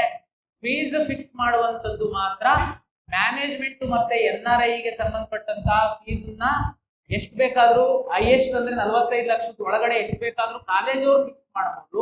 ನಾವು ನಮ್ಮ ವೆಬ್ಸೈಟ್ ಅಲ್ಲಿ ಪಬ್ಲಿಷ್ ಮಾಡ್ತೀವಿ. ಉಳಿದಂತಹ 80% ಸೀಟ್ಗಳಿಗೆ ಒಂದು ಒಮ್ಮತದ ಅಭಿಪ್ರಾಯದಿಂದ ಸರ್ಕಾರ ಮತ್ತು ಅಸೋಸಿಯೇಷನ್ ಫಿಕ್ಸ್ ಮಾಡ್ತಾರೆ. ದುಡ್ಡನ್ನ ಸಹ ನಾವು ಅಲಾಟ್ ಮಾಡುವಂತಹ ಸೀಟ್ಗಳಿಗೆ ಶುಲ್ಕವನ್ನ ನಾವೇ ಕಟ್ಟಿಸ್ಕೊಂತೀವಿ, ಕೆಇಯವರೇ ಕಟ್ಟಿಸ್ಕೊಂತೀವಿ. ನಂತರ ನಾವು ಕಾಲೇಜಿಗೆ ಟ್ರಾನ್ಸ್ಫರ್ ಮಾಡ್ತೀವಿ. ಸರ್ MCC ನಲ್ಲೂ ಮೆಡಿಕಲ್ ಕೌನ್ಸಿಲಿಂಗ್ ಆಗ್ತಿರುತ್ತೆ, ಕೆಇ ನಲ್ಲೂ ಆಗ್ತಿರುತ್ತೆ. ನಾವು ಅಲ್ಲಿ ಹೋಗ್ಬೇಕಾ ಇಲ್ಲಿ ಹೋಗ್ಬೇಕಾ, ಇಲ್ಲಿ ದುಡ್ಡು ಕಟ್ಟಿದ್ರೆ ನೀವು ವಾಪಸ್ ಕೊಡ್ತೀರಾ? ದಯಮಾಡಿ ಎಲ್ಲಾ ವಿದ್ಯಾರ್ಥಿಗಳು ಮೆಡಿಕಲ್ ಆಸ್ಪಿರೆಂಟ್ಸ್ ಏನಿದ್ದೀರಾ ಅಲ್ಲೂ ಭಾಗವಹಿಸಿ, ಇಲ್ಲೂ ಭಾಗವಹಿಸಿ. ಕರ್ನಾಟಕ ರಾಜ್ಯದ 15% ಸರ್ಕಾರಿ ಮೆಡಿಕಲ್ ಕಾಲೇಜಿನ ಸೀಟ್ಗಳು MCC ಅವರು ಅಲಾಟ್ ಮಾಡ್ತಾರೆ ಮೆರಿಟ್ ಮೇಲೆ. ನೀವು ಅಲ್ಲೂ ಭಾಗವಹಿಸಿ. ಅವ್ರದ್ದು ರಿಸಲ್ಟ್ ಬಂದ ನಂತರನೇ ಕೆಇ ಅವರು ರಿಸಲ್ಟ್ ಬಿಡುವಂಥದ್ದು. ಒಂದ್ ವೇಳೆ ಅಲ್ಲಿ ಸಿಕ್ಕಿತ್ತು ಅಂತಂದ್ರೆ ತಾವು ಹೋಗ್ಬೋದು. ಸರ್ ಅಲ್ಲಿ ಸಿಕ್ಕಿದೆ, ಅದಕ್ಕಿಂತ ಒಳ್ಳೆ ಕಾಲೇಜು ಕರ್ನಾಟಕದಲ್ಲಿ ಸಿಕ್ಬೋದಾ ಅಂತ ನಾನು ವೆಯ್ಟ್ ಮಾಡ್ತೀನಿ, ನಿಮ್ ರಿಸಲ್ಟ್ ಬರತಂಕ. No problem. ಅವ್ರ ರಿಸಲ್ಟ್ ಬಂದಾದ್ಮೇಲೆ ನಾನ್ ನನ್ನ ರಿಸಲ್ಟ್ ಕೊಡ್ತೀನಿ, ಎಕ್ಸಿಟ್ ಆಗೋರಿಗೆ ಅವಕಾಶ ಕೊಡ್ತೀನಿ, ನಂತರ ನಾನು ರಿಸಲ್ಟ್. ನಾವು ಕಳೆದ ವರ್ಷನೂ ಅಷ್ಟೇನೆ ಕನ್ನಡದ ವಿದ್ಯಾರ್ಥಿಗಳಿಗೆ ಅನುಕೂಲ ಆಗುವಂತೆ, ಅಂದ್ರೆ ಎರಡು ಕಡೆ ನಮ್ಮವರಿಗೆ ಅವಕಾಶ ಸಿಗುವಂತೆ ಎಷ್ಟೆಲ್ಲ ಅನುಕೂಲ ಮಾಡಬೇಕು ಅಷ್ಟೆಲ್ಲ ಮಾಡಿದೀವಿ. ಬಟ್ ಥರ್ಡ್ ರೌಂಡ್ ಒಂದು ಕೋರ್ಟಿಗೆ ಸ್ವಲ್ಪ ಕೇಸ್ ಆಗಿತ್ತು, ಅದು ನಮ್ಮ ತಪ್ಪಿಂದ ಅಲ್ಲ. ಲಾಸ್ಟ್ ಮೂಮೆಂಟ್ ಅಲ್ಲಿ ಸೀಟು ಇನ್ಕ್ರೀಸ್ ಆಗಿದ್ರಿಂದ ಥರ್ಡ್ ರೌಂಡ್ ಮಾತ್ರ ನಮ್ದು ಸ್ವಲ್ಪ ಡಿಲೇ ಆಯಿತು. ಉಳಿದಂತೆ ಕರ್ನಾಟಕ ರಾಜ್ಯದ ವಿದ್ಯಾರ್ಥಿಗಳಿಗೆ ಎಷ್ಟು ಅನುಕೂಲ ಮಾಡಬೇಕು ಅಷ್ಟು ಅನುಕೂಲ ಮಾಡಿಕೊಡ್ತೀವಿ. ಕೌನ್ಸಿಲಿಂಗ್ ಅಂತಂದ್ರೆ ಬೇರೆದೆಲ್ಲ ಏನಾಗುತ್ತೆ, ನಿಮಗೆ ಒಂದೇ ಕೋರ್ಸ್, ಉದಾಹರಣೆಗೆ MCC ಅಂತಂದ್ರೆ ಮೆಡಿಕಲ್ ಮಾತ್ರ ಅವರು ಅಲಾಟ್ ಮಾಡ್ತಾರೆ, ನೀವು ಆಪ್ಷನ್ ಎಂಟ್ರಿ ಮಾಡ್ಬೇಕು. ನಮ್ದು ಏನ್ ಸಮಸ್ಯೆ ನಿಮಗೆ ಅಂತಂದ್ರೆ, ನೀವು ಲಾಗಿನ್ ಓಪನ್ ಮಾಡಿದ್ರೆ 240ಕ್ಕಿಂತ ಹೆಚ್ಚು ಇಂಜಿನಿಯರಿಂಗ್ ಕಾಲೇಜ್ ಬರುತ್ತೆ. ಒಂದು ಇಂಜಿನಿಯರಿಂಗ್ ಕಾಲೇಜಲ್ಲಿ 10 ಬ್ರಾಂಚ್ ಇದ್ರೆ 10 ಬ್ರಾಂಚ್ ಬರುತ್ತೆ. ಅದೇ ರೀತಿ ಮೆಡಿಕಲ್ ಕಾಲೇಜು, ಆಯುಷ್, ಡೆಂಟಲ್ ಎಲ್ಲ ಬರೋದ್ರಿಂದ ನೀವು ಎಲ್ಲದಕ್ಕೂ ಆಪ್ಷನ್ ಹೇಗೆ ತುಂಬಾ ಕ್ಲಾರಿಟಿ ಇರುತ್ತೆ. ಕೆಲವರಿಗೆ ಮೆಡಿಕಲ್ಲೇ ಮಾಡೋದು ನಾನು, ಓಕೆ ನಿಮ್ದು ತೊಂದರೆ ಇಲ್ಲ. ಕೆಲವ್ರದ್ದು ಏನಾಗುತ್ತೆ, ಮೆಡಿಕಲ್ಲಿ ಟ್ರೈ ಮಾಡ್ತೀನಿ, ಸಿಕ್ಕಿಲ್ಲ ಅಂದ್ರೆ ಡೆಂಟಲ್, ಅದು ಸಿಕ್ಕಿಲ್ಲ ಅಂದ್ರೆ ಆಯುಷ್, ಅದು ಸಿಕ್ಕಿಲ್ಲ ಅಂದ್ರೆ ಪ್ಲಾನ್ ಬಿ ಇಂಜಿನಿಯರಿಂಗ್. ನೀವೇನ್ ಮಾಡ್ಬೇಕಾಗುತ್ತೆ, ಆಪ್ಷನ್ಸ್ ಗಳನ್ನ ಜಾಸ್ತಿ ಎಂಟ್ರಿ ಮಾಡ್ಬೇಕಾಗುತ್ತೆ. ಸರ್ ಎಷ್ಟು ಬೇಕಾದ್ರೂ ಮಾಡ್ಬೋದಾ? ಎಷ್ಟು ಬೇಕಾದ್ರೂ ಮಾಡ್ಬೋದು. ಆಪ್ಷನ್ ನಾವು ಅಲಾಟ್ ಮಾಡುವಾಗ ನಿಮ್ಮ ರ್ಯಾಂಕು, ನಿಮ್ಮ ರಿಸರ್ವೇಶನ್, ನಿಮ್ಮ ಪ್ರಿಯಾರಿಟಿ, ನೀವು ಯಾವ್ದು ಫಸ್ಟ್ ಅಂತ ಹಾಕಿದ್ದೀರಾ ಅದ್ರ ಮೇಲೆ ನಾವು ಮಾಡ್ತೀವಿ. ಸರ್ ಒಂದ್ಸರಿ ಮಾಡ್ತಿದ್ದಂಗೆನೆ ಇದಾಗ್ಬಿಟ್ಟು ಏನ್ ಚಿಂತೆ ಮಾಡ್ಬಿಡಿ. ನಾವು ಆಪ್ಷನ್ ಎಂಟ್ರಿ ಓಪನ್ ಮಾಡಿದ್ಮೇಲೆ ಮಾಕ್ ರಿಸಲ್ಟ್ ಅಂತ ಬಿಡ್ತೀವಿ. ಅದಾದ್ಮೇಲೆ ನಿಮ್ಗೆ ಒಂದು ಐಡಿಯಾ ಬರುತ್ತೆ. ಮತ್ತೆ ನಾವು ನಿಮಗೆ ಮೇಲೆ ಕೆಳಗೆ ಮಾಡೋದಕ್ಕೆ, ಡಿಲೀಟ್ ಮಾಡೋದಕ್ಕೆ ಅವಕಾಶ ಕೊಡ್ತೀವಿ. ಅದಾದ್ಮೇಲೆ ನಾವು ರಿಸಲ್ಟ್ ಬಿಡ್ತೀವಿ. ಅಲ್ಲೂ ತಪ್ಪಾಗಿತ್ತು, ನೀವು ಸೆಕೆಂಡ್ ರೌಂಡಿಗೆ ಬರ್ಬೋದು ಅಪ್ಗ್ರೇಡೇಷನ್. ಹಾಗಾಗಿ ನಾನು ಮುಂದಿನ ದಿನಗಳಲ್ಲಿ ವಿದ್ಯಾರ್ಥಿಗಳಿಗೆ ಕೌನ್ಸಿಲಿಂಗ್ ಇದ್ದು ಹೆಚ್ಚಿನ ಮಾಹಿತಿ ಹೇಳ್ತೀನಿ. ಇಲ್ಲಿ ಎರಡೇ ವಿಷಯನ ನಾನು ಹೇಳೋದಕ್ಕೆ ಹೆಚ್ಚು ಇಷ್ಟಪಡುವಂಥದ್ದು, ಈ ಸಂದರ್ಭದಲ್ಲಿ ಪರೀಕ್ಷೆ ಆಗಿದೆ, ನೆಕ್ಸ್ಟ್ 20-25 ದಿವಸದೊಳಗಡೆ ರಿಸಲ್ಟ್ ಬರುತ್ತೆ. ನಮ್ಮ ರಿಸಲ್ಟ್ ಯಾವಾಗ ಕೊಡ್ಬೇಕಾಗುತ್ತೆ ನಾನು ಅಂತಂದ್ರೆ, PUCಯ 2ನೇ ಪರೀಕ್ಷೆಯ ಫಲಿತಾಂಶ ಬಂದ ನಂತರವೇ ನಾನು ಕೊಡ್ಬೇಕು. ಯಾಕೆಂದ್ರೆ ಬೆಸ್ಟ್ ಆಫ್ 2 PU ರಿಸಲ್ಟ್ ತಗೊಂಡು ನಾನು ನನ್ನ ರಿಸಲ್ಟ್ ಕೊಡ್ಬೇಕಾಗಿರೋದ್ರಿಂದ ಅವರ ರಿಸಲ್ಟಿಗೆ ನಾನು ಕಾಯ್ಬೇಕಾಗುತ್ತೆ. ಅವರ ರಿಸಲ್ಟ್ ಬಂದ ಒಂದು ವಾರದೊಳಗಡೆ ನಾನು ರಿಸಲ್ಟ್ ಕೊಡ್ತೀನಿ. ಅದ್ರೊಳಗಡೆ ನಿಮಗೆ ಒಂದು 20-25 ದಿವಸ ಸಮಯ ಇದೆ. ವಿದ್ಯಾರ್ಥಿಗಳು ನಮ್ಮ ವೆಬ್ಸೈಟ್ ಅಲ್ಲಿ ಹೋಗಿ ಕಳೆದ ವರ್ಷದ ಕಾಲೇಜು ವಾರು, ಕೋರ್ಸ್ ವಾರು ರ್ಯಾಂಕ್ಗಳನ್ನ ತಾವು ಸ್ಟಡಿ ಮಾಡಿ. ಜೊತೆಗೆ ನೀವು ಏನು ಅರ್ಜಿ ಹಾಕಿದ್ದೀರಾ, ಅರ್ಜಿಯನ್ನ ಒಮ್ಮೆ ಪರಿಶೀಲನೆ ಮಾಡಿಕೊಳ್ಳಿ. ನೀವು ಎಲ್ಲಾ ಮೀಸಲಾತಿ ಹಾಕಿದ್ದೀರಾ, ಎಲ್ಲದೂ ಕರೆಕ್ಟ್ ಇದೆಯಾ, ಅದನ್ನ ಒಂದ್ಸರಿ ನೋಡ್ಕೊಳ್ಳಿ. ವಿಶೇಷ ಕೆಟಗರಿಯ ವಿದ್ಯಾರ್ಥಿಗಳು ದಾಖಲೆ ಪರಿಶೀಲನೆಗೆ 4ನೇ ತಾರೀಕಿಂದ ಇಟ್ಕೊಂಡಿದೀವಿ. ನಾವು ಬನ್ನಿ ದಾಖಲೆ ಪರಿಶೀಲನೆ ಮಾಡ್ಕೊಳ್ಳಿ. ಮತ್ತೆ ಕಳೆದ ವರ್ಷ ನಾವು ಈ PWD ಪರ್ಸನ್ ವಿತ್ ಡಿಸೆಬಿಲಿಟಿ ವಿಶೇಷ ಚೇತನ ವರ್ಗದಲ್ಲಿ 26 ವಿದ್ಯಾರ್ಥಿಗಳು ನಮಗೆ ಮಧ್ಯವರ್ತಿಗಳ ಒಂದು ಸಹವಾಸ ಮಾಡಿ ಮೋಸ ಮಾಡ್ಲಿಕ್ಕೆ ಬಂದ್ರು. ಅವರೆಲ್ಲರ ಮೇಲೆ ನಾವು FIR ಹಾಕಿದ್ವಿ. ನೋಡಿ, ಮೋಸ ಮಾಡುವಂತದ್ದು ಇವತ್ತಿನ ಈ ಟೆಕ್ನಾಲಜಿ ಒಳಗಡೆ ಇಷ್ಟು ಸೋಷಿಯಲ್ ಮೀಡಿಯಾ ಸಾಧ್ಯ ಇಲ್ಲ. ಆ ಟೈಮಿಗೆ ನೀವೇನಾದ್ರೂ ಮಾಡಿದೀವಿ ಅಂತ ಖುಷಿ ಆಗ್ಬೋದು, ಆದ್ರೆ ಸಿಸ್ಟಮ್ ಒಳಗಡೆ ನೀವು ಮೋಸ ಮಾಡಿ ಬಂದ್ರೆ ಹೊರಗಡೆ ಅಷ್ಟೇ ಖುಷಿಯಾಗಿ ಹೋಗುವಂತದಕ್ಕೆ ಸಾಧ್ಯ ಇಲ್ಲ. ನೋಡಿ, ಕಳೆದ ವರ್ಷ ಆ ವಿದ್ಯಾರ್ಥಿಗಳು ಫೇಕ್ ಮೆಡಿಕಲ್ ಸರ್ಟಿಫಿಕೇಟ್ ತಗೊಂಡ್ರು. ಅಲ್ಲಿಗೆ ನಂದು ಮುಗ್ದೋಗ್ಬಿಡ್ತು, ನನಗೆ ಮೆಡಿಕಲ್ ಸೀಟ್ ಕನ್ಫರ್ಮ್ ಆಯ್ತು ಅಂತ ಅಂದ್ಕೊಂಡ್ರು. ಆದ್ರೆ ನಾವು KA ಇಂದ ಪ್ರತ್ಯೇಕವಾಗಿ ಮೆಡಿಕಲ್ ಚೆಕಪ್ ಮಾಡಿಸ್ತೀವಿ, ಕಾನ್ಸ್ಟಿಟ್ಯೂಟ್ ಮಾಡಿ. ಅದಕ್ಕೆ ಇಲ್ಲಿ ನಮ್ಮಲ್ಲಿ ಆಯುಕ್ತಾಲಯ ಇದೆ ವಿಶೇಷ ಚೇತನರಿಗೆ. ಅಲ್ಲಿ ಒಬ್ರು ಕಂಪ್ಲೇಂಟ್ ಕೊಡ್ತಾರೆ, ಏನಂತ ಅಂದ್ರೆ ಡಾಕ್ಟರ್ ಸರ್ಟಿಫೈ ಮಾಡಿದ ಮೇಲೆ ನನ್ನ ಮಗುನ ಮತ್ತೆ KE ಅವರು ಹರಾಸ್ಮೆಂಟ್ ಮಾಡ್ತಾ ಇದಾರೆ ವಿಶೇಷ ಚೇತನರಿಗೆ. ನಾವು ಅದಕ್ಕೆ ಕೇರ್ ಮಾಡಿಲ್ಲ. ನಮ್ಮ ನಿಯಮದಲ್ಲಿ ಬಹಳ ಸ್ಪಷ್ಟವಾಗಿತ್ತು. ನಾವು ಮೆಡಿಕಲ್ ಮಾಡಿಸಿದ್ದಕ್ಕೆ 26 ಮೆಡಿಕಲ್ ಸೀಟ್ ನಾನು ಸೇವ್ ಮಾಡಿ, ಇಲ್ಲಾಂದ್ರೆ ಫೇಕ್ ವಿಶೇಷ ಚೇತನರು 26 ಸೀಟ್ಗಳನ್ನ ತಗೊಂಡಿದ್ದೀನಿ. ಹಾಗಾಗಿ ಈ ಅನ್ಯ ಮಾರ್ಗದಲ್ಲಿ ಹೋಗೋದಕ್ಕೆ ಪ್ರಯತ್ನ ಪಡಬೇಡಿ. ಆಮೇಲೆ ಮೆಡಿಕಲ್ಗೆ ಸಂಬಂಧಪಟ್ಟಂತೆ ತುಂಬಾ ಪೇರೆಂಟ್ಸ್ ಮಕ್ಕಳಿಗೆ ಒಟ್ಟು ನಾನು ಮೆಡಿಕಲ್ ಮಾಡಿಸ್ಬೇಕು, ಎಷ್ಟಾದ್ರೂ ದುಡ್ಡು ಖರ್ಚಾಗ್ಲಿ, ಜಮೀನ್ ಮಾರ್ಲಿ, ಆತರ ಇಲ್ಲ. ಈಗ ನಿಮ್ಮ ಹತ್ರ ಎಷ್ಟು ದುಡ್ಡು ಇರ್ಬೋದು, ಎಷ್ಟು ಸಾಲ ಮಾಡ್ಲಿಕ್ಕೆ ರೆಡಿ ಇರ್ಬೋದು, ಅಂತಿದಂಗೆನೆ ಇವತ್ತು ಮೆಡಿಕಲ್ ಮಾಡ್ಸಕ್ ಆಗಲ್ಲ. ನಿಮ್ಮ ನೀಟ್ ರ್ಯಾಂಕ್ ಸಹ ಬೇಕು. ದಯಮಾಡಿ ಪೇರೆಂಟ್ಸು ಹಠಕ್ಕೆ ಬಿದ್ದು ಮೆಡಿಕಲ್ ಮಾಡಿಸ್ಲೇಬೇಕು ಅಂತ ನೀಟ್ ರ್ಯಾಂಕ್ ಇಲ್ಲ ಅಂತಂದ್ರು ಅನ್ಯ ಮಾರ್ಗದಲ್ಲಿ ಹೋಗುವಂತ ಪ್ರಯತ್ನ ಮಾಡಬೇಡಿ. ನೀವು ಸಕ್ಸೀಡ್ ಆಗೋದಕ್ಕೆ ಆಗಲ್ಲ. ಯಾಕೆ ಅಂತಂದ್ರೆ ನೀಟ್ ರ್ಯಾಂಕ್ ಮೆಡಿಕಲ್ ಸೀಟ್ ಅಲಾಟ್ಮೆಂಟ್ಗೆ ಅಷ್ಟೇ ಮುಖ್ಯವಾಗಿರುತ್ತೆ. ಹಾಗಾಗಿ ಎಲ್ಲ ವಿದ್ಯಾರ್ಥಿಗಳು ಮತ್ತು ಪೋಷಕರಿಗೆ ನಾನು ಹೇಳುವಂಥದ್ದು, ಕರ್ನಾಟಕ ಪರೀಕ್ಷಾ ಪ್ರಾಧಿಕಾರ ಅಧಿಕೃತವಾಗಿ ಟೈಮ್ ಟು ಟೈಮ್ ಕೌನ್ಸಿಲಿಂಗ್ ಬಗ್ಗೆ ನಮ್ಮ ವೆಬ್ಸೈಟ್ ಅಲ್ಲಿ ಮಾಹಿತಿಯನ್ನ ಪ್ರಚಾರ ಮಾಡ್ತೀವಿ. ದಯಮಾಡಿ ಅದನ್ನ ಸ್ವಲ್ಪ ಓದ ಅಭ್ಯಾಸ ಮಾಡ್ಕೊಳ್ಳಿ. ಕಳೆದ ವರ್ಷದ ಮತ್ತು ಅದಕ್ಕಿಂತ ಹಿಂದಿನ ವರ್ಷದ ಕಾಲೇಜು ವಾರು ಕಟ್ ಆಫ್ ಇದೆ, ದಯಮಾಡಿ ಸ್ಟಡಿ ಮಾಡಿ. ಕರ್ನಾಟಕ ಪರೀಕ್ಷಾ ಪ್ರಾಧಿಕಾರ ಟೈಮ್ ಟು ಟೈಮ್ ಕೌನ್ಸಿಲಿಂಗ್ ಸಂಬಂಧಪಟ್ಟಂತೆ ನಾವು ನಮ್ಮ ವಿಕಾಸನ ಯೂಟ್ಯೂಬ್ ಚಾನಲ್ ಅಲ್ಲಿ ಮಾಹಿತಿಯನ್ನ ಹಂಚಿಕೊಳ್ತೀವಿ. ದಯಮಾಡಿ ಅದನ್ನ ನೋಡಿ. ಸಾಕಷ್ಟು ವಿದ್ಯಾರ್ಥಿಗಳು ಸಾಕಷ್ಟು ರಾಜ್ಯದಲ್ಲಿ ಮೆಂಟರ್ಸ್ ಇದ್ದಾರೆ, ಅವರು ತಮ್ಗೆ ಮೆಂಟಿಂಗ್ ಮಾಡ್ತಾರೆ. ತಾವು ಅವ್ರದ್ದು ವಿಡಿಯೋಗಳನ್ನ ಕೇಳಿ ಮಾಹಿತಿ ತಗೊಳ್ಳಿ. ಆದ್ರೆ ಅನ್ಯ ಮಾರ್ಗಗಳಿಂದ ನಿಮಗೆ ಸೀಟ್ ಕೊಡಿಸ್ತೀವಿ ಅಂತ ಮಾಡುವಂತಹ ಮೆಂಟರ್ ನಿಮಗೆ ಏನಾದ್ರು ಸಿಕ್ಕಿದ್ರೆ ದಯಮಾಡಿ ನಮ್ ಗಮನಕ್ಕೆ ತನ್ನಿ. ಇಲ್ಲ ಅಂತಂದ್ರೆ ಪೊಲೀಸ್ ಕಂಪ್ಲೇಂಟ್. ಯಾರು ನ್ಯಾಯಯುತವಾಗಿ ನಿಮ್ಗೆ ಮೆಂಟಿಂಗ್ ಮಾಡ್ತಾರೆ, ಗೈಡ್ ಮಾಡ್ತಾರೆ ಕೌನ್ಸಿಲಿಂಗ್ ಬಗ್ಗೆ, ಖಂಡಿತ ಕೇಳಿ, ನಮ್ದು ಆಕ್ಷೇಪ ಇಲ್ಲ. ಬಟ್ ಆದ್ರೆ ನನಗೆ ಕಾಂಟ್ಯಾಕ್ಟ್ ಇದೆ, ಪರಿಚಯ ಇದೆ, KE ಅಫಿಷಿಯಲ್ಸ್ ಪರಿಚಯ ಇದ್ದಾರೆ, ನಂಬಕ್ ಹೋಗ್ಬೇಡಿ. ನಮ್ಗೆ ಎಲ್ಲರೂ ಪರಿಚಯನೇ. ಆದ್ರೆ ನಾವು ಅಡ್ಡದಾರಿನಲ್ಲಿ ಯಾರಿಗೆ ಹೆಲ್ಪ್ ಮಾಡಲ್ಲ.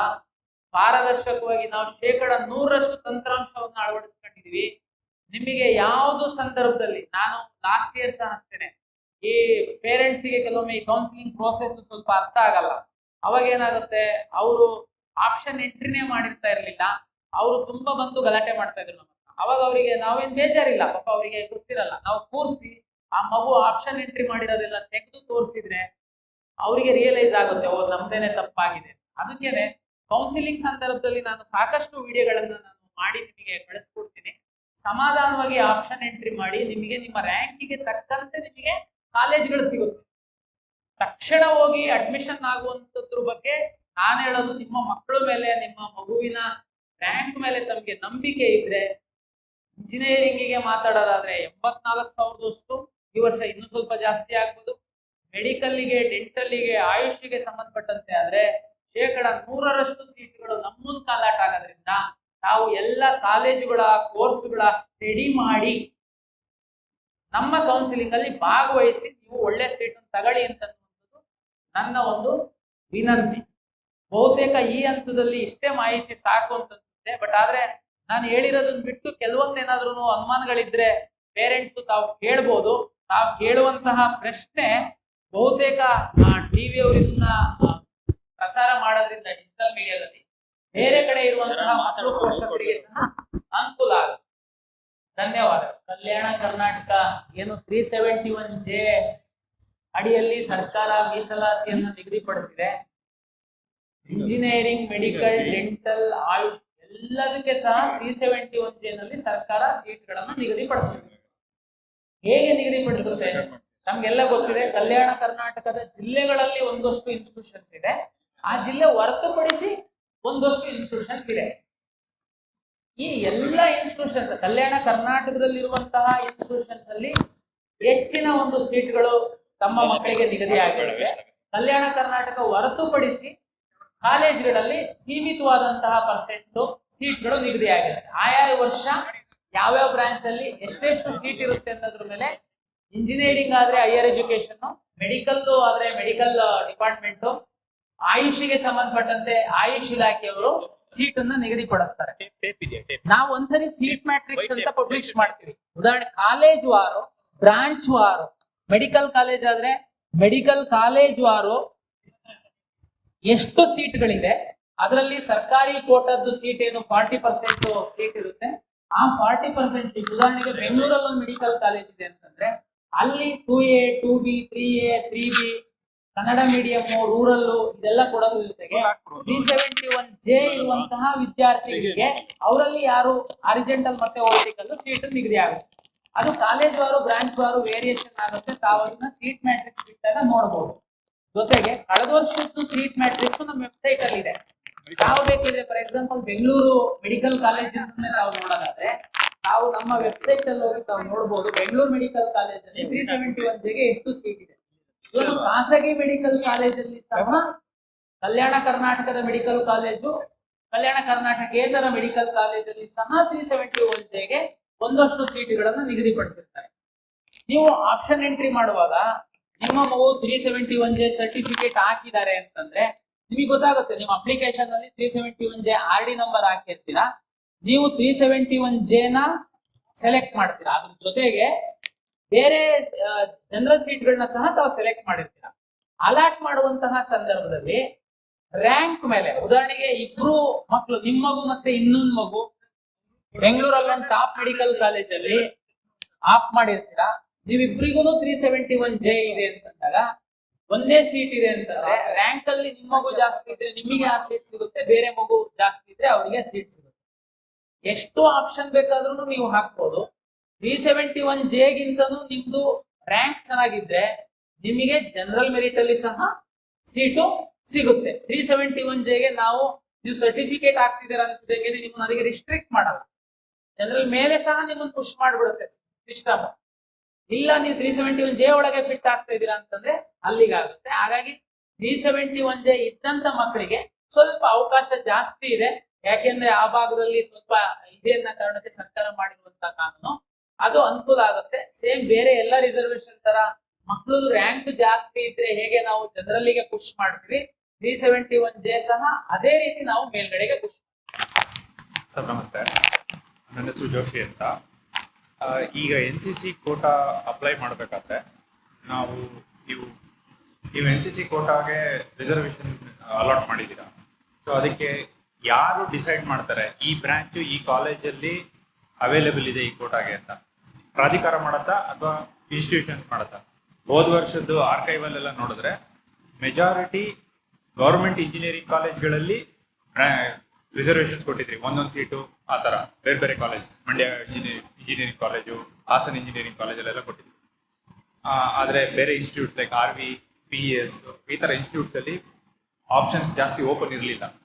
ಸೊ ಆ ಕೋಟಾನ ಎಕ್ಸರ್ಸೈಸ್ ಮಾಡಬೇಕು ಅಂದರೆ ಈ ಡಿಸಿಷನ್ ಯಾರು ಮಾಡ್ತಾರೆ? ಆ ಪ್ರಾಧಿಕಾರ ಮಾಡತ್ತಾ ಅಥವಾ ಇನ್ಸ್ಟಿಟ್ಯೂಷನ್ಸ್ ಮಾಡತ್ತಾ? ಈಗ ಜೋಶಿ ಅವರು ಕೇಳಿದ್ದು ಪ್ರಶ್ನೆ ವಿಶೇಷ ಕ್ಯಾಟಗರಿಯಲ್ಲಿ NCC ಅವರು ಉದಾಹರಣೆಗೆ ಹೇಳಿದ್ರು. NCC ಜೊತೆಗೆ ನಮ್ಗೆ ಗೊತ್ತಿದೆ ಎಕ್ಸ್ ಮಿಲಿಟರಿ ಅವರು, ಸರ್ವಿಸ್ ಅಲ್ಲಿ ಇರುವಂತಹ ಮಿಲಿಟರಿ ಅವರು, ಸ್ಕೌಟ್ಸ್ ಅಂಡ್ ಗೈಡ್ಸ್, ಇವರಿಗೆಲ್ಲರಿಗೂ ವಿಶೇಷ ಕ್ಯಾಟಗರಿ ಅಂತೇಳಿ ಒಂದಷ್ಟು ಸೀಟ್ಗಳನ್ನ ರಿಸರ್ವ್ ಮಾಡಿರುತ್ತೆ. ಅದನ್ನ ಇಂಜಿನಿಯರಿಂಗ್ ಬಗ್ಗೆ ಮಾತಾಡೋದಾದ್ರೆ ಉನ್ನತ ಶಿಕ್ಷಣ ಇಲಾಖೆಯವರು ಎಷ್ಟು NCCಗೆ ಸೀಟ್ಗಳು ಕೊಡಬೇಕು ಅಂತಿದೆ ಆ ಸೀಟ್ಗಳನ್ನ ಸಾಫ್ಟ್ವೇರ್ ಮೂಲಕ ರ್ಯಾಂಡಮೈಸ್ ಆಗಿ ಅಲಾಟ್ ಮಾಡ್ತಾರೆ. ಅವರಿಗೊಂದು ಅನುಮಾನ, ಲಾಸ್ಟ್ ಇಯರ್ ಸ್ವಲ್ಪ ಟಾಪ್ ಕಾಲೇಜಲ್ಲಿ ಕಡಿಮೆ ಇತ್ತು, ಗೌರ್ಮೆಂಟ್ ಕಾಲೇಜಿನಲ್ಲೇನೆ ಜಾಸ್ತಿ ಇತ್ತು ಅನ್ನುವಂಥದ್ದು. ಅದಕ್ಕಿಂತ ಹಿಂದಿನ ವರ್ಷದ್ದು ಸ್ವಲ್ಪ ಮ್ಯಾಟರ್ ಆಗುತ್ತೆ, ಅದ್ರ ಆಧಾರದ ಮೇಲೆ ಮಾಡುವಂಥದ್ದು. ಹೋದ ವರ್ಷ ಜಾಸ್ತಿ ಗೌರ್ಮೆಂಟ್ ಕಾಲೇಜಲ್ಲಿ ರಿಪೀಟ್ ಆಗಿದೆ ಅಂದ್ರೆ ಖಂಡಿತ ಈ ವರ್ಷ ಅದು ಆ ಕಾಲೇಜ್ಗಳು ತಪ್ಪಿ ಬೇರೆ ಪ್ರೈವೇಟ್ ಕಾಲೇಜಲ್ಲಿ ಸಹ ಬರುತ್ತೆ.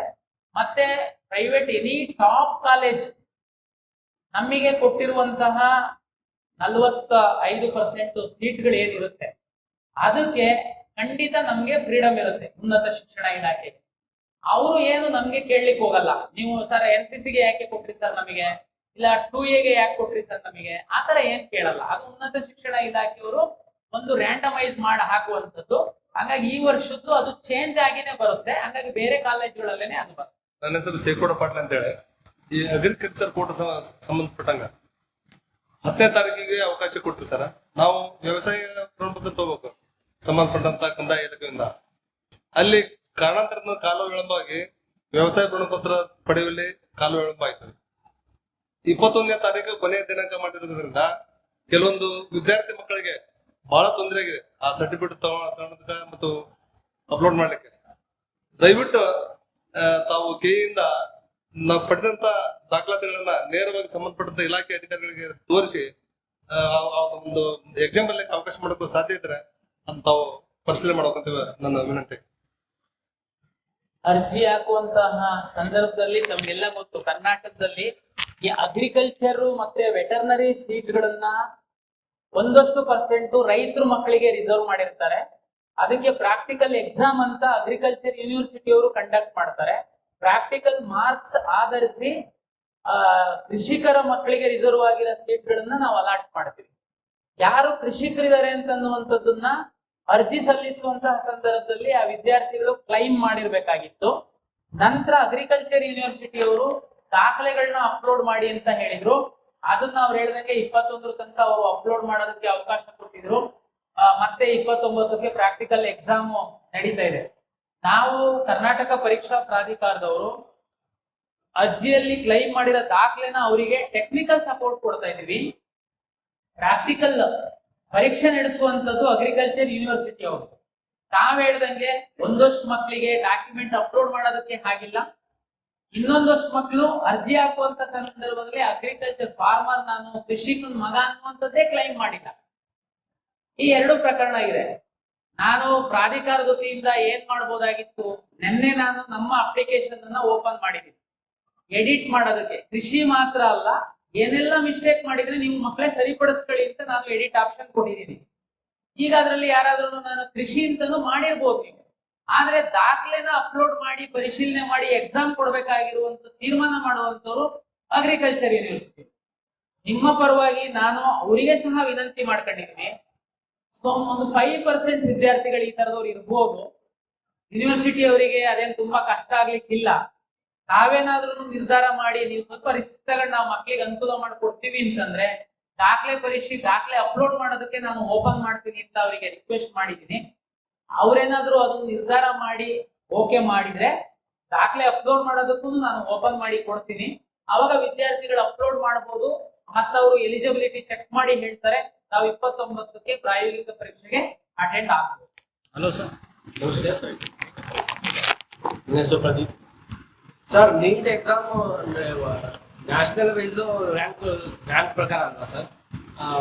ಕರ್ನಾಟಕಕ್ಕೆ ಎಷ್ಟು ಅಲಾಟ್ಮೆಂಟ್ ಆಗುತ್ತೆ ಸರ್? ಅಕಸ್ಮಾತ್ ಕರ್ನಾಟಕದಲ್ಲಿ ಬಿಟ್ಟು ನಾವು ಏನಾದ್ರು ರ್ಯಾಂಕ್ ಪ್ರಕಾರ ಬೇರೆ ಸ್ಟೇಟ್ ಅನ್ನು ತಗೊಳ್ಬಹುದು? NEET exam national wise ranking ಅಲ್ವಾ ಅದು? ನ್ಯಾಷನಲ್ ವೈಸ್ ರ್ಯಾಂಕಿಂಗ್ ಇರ್ಬೇಕಾದ್ರೆ ನೀಟ್ ಇನ್ನೊಂದ್ಸರಿ ಹೇಳಿ. ನ್ಯಾಷನಲ್ ವೈಸ್ ರ್ಯಾಂಕಿಂಗ್ ಇರ್ಬೇಕಾದ್ರೆ ಆ ರ್ಯಾಂಕಿಂಗ್ ಪ್ರಕಾರ ಬೇರೆ ಸ್ಟೇಟ್ ಅಲ್ಲೂ ನಾವು ತಗೊಳ್ಬೋದಾ ಇಲ್ಲಿ ಸಿಗದೇ ಇದ್ರೆ ಕೋರ್ಸ್? ಇನ್ನೊಂದು ಕ್ವಶನ್. ನ್ಯಾಷನಲ್ ಟೆಸ್ಟಿಂಗ್ ಏಜೆನ್ಸಿ ಅವರು ನೀಟ್ ಪರೀಕ್ಷೆಯನ್ನ ಕಂಡಕ್ಟ್ ಮಾಡ್ತಾರೆ. ಆಲ್ ಇಂಡಿಯಾ ರ್ಯಾಂಕ್ ಅಂತೇಳಿ ಕೊಡ್ತಾರೆ ಅವರು, ಏನ್ ಸ್ಟೇಟ್ ವೈಸ್ ರ್ಯಾಂಕ್ ಏನ್ ಕೊಡಲ್ಲ ಅವರು. ನಮ್ಗೆಲ್ಲ ಗೊತ್ತಿರುವಂತೆ ಭಾರತ ದೇಶದಲ್ಲಿರುವಂತಹ ಕೇಂದ್ರ ಸರ್ಕಾರದ ಅಡಿನಲ್ಲಿ ಬರುವಂತಹ ಎಲ್ಲಾ ಮೆಡಿಕಲ್ ಕಾಲೇಜ್ಗಳಿಗೆ, ಅಂದ್ರೆ ಏಮ್ಸ್ ತಾವು ಕೇಳಿದೀರಾ, ಆ ಮಾದರಿಯ ಎಲ್ಲಾ ಇನ್ಸ್ಟಿಟ್ಯೂಟ್ಗಳ ಎಲ್ಲಾ ಸೀಟ್ಗಳನ್ನ MCC ಅವರೇನೆ ಕೌನ್ಸಿಲಿಂಗ್ ಮಾಡುವಂತದ್ದು. ಭಾರತ ದೇಶದಲ್ಲಿರುವಂತಹ ಎಲ್ಲಾ ಸರ್ಕಾರಿ ಮೆಡಿಕಲ್ ಕಾಲೇಜುಗಳ 15% ಸೀಟುಗಳನ್ನ MCC ಅವರೇನೆ ಕೌನ್ಸಿಲಿಂಗ್ ಮಾಡುವಂತದ್ದು. ಒಬ್ಬ ಕರ್ನಾಟಕದ ವಿದ್ಯಾರ್ಥಿ ದೇಶದ ಯಾವುದೇ ಭಾಗದ 15% ಸೀಟ್ಗಳಿಗೆ MCC ಮೂಲಕ ಭಾಗವಹಿಸಿ ಸೀಟ್ ತಗೊಳ್ಬಹುದು. ಯಾವುದು ರಿಸ್ಟ್ರಿಕ್ಷನ್ಸ್ ಇಲ್ಲ. ಅವ್ರು ಸಹ ಅಲಾಟ್ ಮಾಡುವಂಥದ್ದು ರ್ಯಾಂಕ್ ಆಧರಿಸಿ. ಉದಾಹರಣೆಗೆ ಬೆಂಗಳೂರು ಮೆಡಿಕಲ್ ಕಾಲೇಜಿಗೆ 15% ಸೀಟನ್ನ MCC ಅವರು ಅಲಾಟ್ ಮಾಡುವಂಥದ್ದಕ್ಕೆ ಕನ್ನಡಿಗರು ಬರ್ಬೋದು, ಉತ್ತರ ಪ್ರದೇಶ ಜಮ್ಮು ಕಾಶ್ಮೀರದ ವಿದ್ಯಾರ್ಥಿನೂ ಪಾರ್ಟಿಸಿಪೇಟ್ ಮಾಡ್ಬೋದು, MCC ಅವರು ಸೀಟ್ ಅಲಾಟ್ ಮಾಡ್ತಾರೆ. ಹಾಗಾಗಿ ತಾವು ಸಹ ದೇಶದ ಯಾವುದೇ ಸರ್ಕಾರಿ ಮೆಡಿಕಲ್ ಕಾಲೇಜುಗಳ 15% ಕೇಂದ್ರ ಸರ್ಕಾರದ ಅಡಿನಲ್ಲಿ ಬರುವಂತಹ ಮೆಡಿಕಲ್ ಕಾಲೇಜುಗಳ 100%. ಕೆಲವೊಂದು ಡೆಲ್ಲಿ ಗಿಲ್ಲಿನಲ್ಲಿ ಸ್ವಲ್ಪ ಬೇರೆ ತರ ಇರುತ್ತೆ, ಬಟ್ ಬಹುತೇಕ ಸೀಟ್ಗಳು MCC ಇಂದ ಅಲಾಟ್ ಆಗುವಂತದ್ದಕ್ಕೆ ನಮ್ಮ ಕನ್ನಡಿಗರು ಎಲ್ಲರನ್ನೂ ಭಾಗವಹಿಸ್ತಾರೆ. ಸರ್, ಇದ್ರಲ್ಲಿ ಭಾಷಾ ಅಲ್ಪಸಂಖ್ಯಾತರ ಸೀಟ್ ಅಂತ ಹೇಳಿ ಸಪರೇಟ್ ಯಾವುದಿಲ್ಲ. ನಮ್ಮಲ್ಲಿದೆ, MCC ನಲ್ಲಿ ಇಲ್ಲ. ಕರ್ನಾಟಕ ರಾಜ್ಯದಲ್ಲಿ ಭಾಷಾ ಅಲ್ಪಸಂಖ್ಯಾತರ ಸೀಟಿಗೆ ಇದೆ. ತಾವು ಒಂದಷ್ಟು ಲಿಂಗ್ವಿಸ್ಟಿಕ್ ಮೈನಾರಿಟಿ ಮೆಡಿಕಲ್ ಕಾಲೇಜಸ್ ಗಳಿದಾವೆ. ತಾವು ಏನಾದ್ರು ಭಾಷಾ ಅಲ್ಪಸಂಖ್ಯಾತರ ಒಂದು ಪ್ರಮಾಣ ಪತ್ರವನ್ನ ಹಾಕಿ ವೆರಿಫೈ ಮಾಡಿಸ್ಕೊಂಡ್ರೆ ತಾವು ಆ ಕಾಲೇಜುಗಳಲ್ಲಿ ನಿಮಗೆ ಪ್ರಿಯಾರಿಟಿ ಇರುತ್ತೆ ಸೀಟ್ ಶೇರಿಂಗ್ ಅಲ್ಲಿ. Thank you. ಸಾಕಷ್ಟು ಪ್ರಶ್ನೆ ಕೇಳಿದೀರಾ, ಅದು ರಾಜ್ಯದ ಬೇರೆ ವಿದ್ಯಾರ್ಥಿಗಳಿಗೆ ಸಹ ಅನುಕೂಲ ಆಗುತ್ತೆ. ಈ ಒಂದು ಅವಕಾಶ ಕರ್ನಾಟಕ ಪರೀಕ್ಷಾ ಪ್ರಾಧಿಕಾರಕ್ಕೆ ನಮ್ದು ಸ್ಟಾಲ್ ಸಹ ಹಾಕ್ಲಿಕ್ಕೆ ಅವಕಾಶ ಕೊಟ್ಟಿದ್ದಾರೆ. ತಾವು ಅಲ್ಲಿ ಸಹ ಒಂದಷ್ಟು ಡೌಟ್ಸ್ ಇದ್ರೆ ತಾವು ಕ್ಲಾರಿಫೈ ಮಾಡ್ಕೊಳ್ಬಹುದು. ಹಾಗೂ ವಿದ್ಯಾರ್ಥಿಗಳೊಂದಿಗೆ ಮಾತಾಡ್ಲಿಕ್ಕೆ ನನಗೆ ಸಹ ಅವಕಾಶ ಕೊಟ್ಟಿದ್ದಕ್ಕೆ ಪಬ್ಲಿಕ್ ಟಿವಿಯ ಎಲ್ಲ ಒಂದು ಆಡಳಿತ ಮಂಡಳಿಗೆ, ಸಿಬ್ಬಂದಿ ವರ್ಗದವರಿಗೆ ಪ್ರಾಧಿಕಾರದ ವತಿಯಿಂದ ಅಭಿನಂದನೆಗಳನ್ನ ಸಲ್ಲಿಸಿ ಅವಕಾಶಕ್ಕಾಗಿ ಧನ್ಯವಾದಗಳು.